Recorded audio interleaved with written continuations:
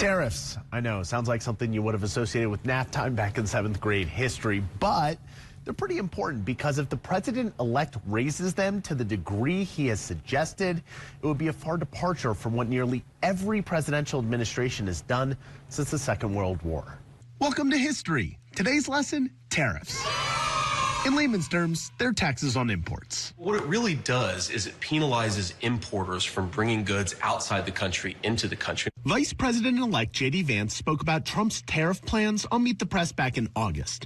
And while he is correct in how tariffs are imposed, companies importing the goods pay them, he doesn't mention they often get passed to the customer through higher prices. Usually importers don't have huge profit margins where they can absorb the tax themselves and keep the price to U.S. consumers the same. Doug Irwin is a professor of economics at Dartmouth.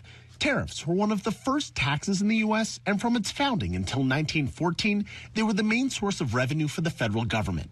But after World War II, the U.S. and more than 20 other countries wanted to promote international trade, so they lowered them.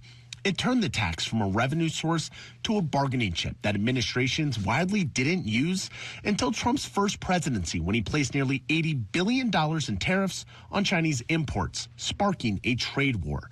According to the Tax Foundation, the move lowered the GDP and employment in the U.S. while increasing taxes by $200 to $300 for the average U.S. household. So tariffs can be used either as a carrot or as a stick.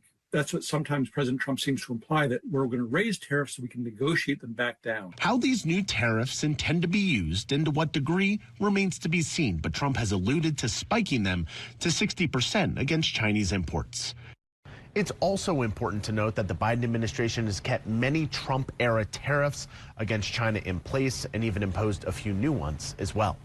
Dan Grossman, Scripps News, Denver.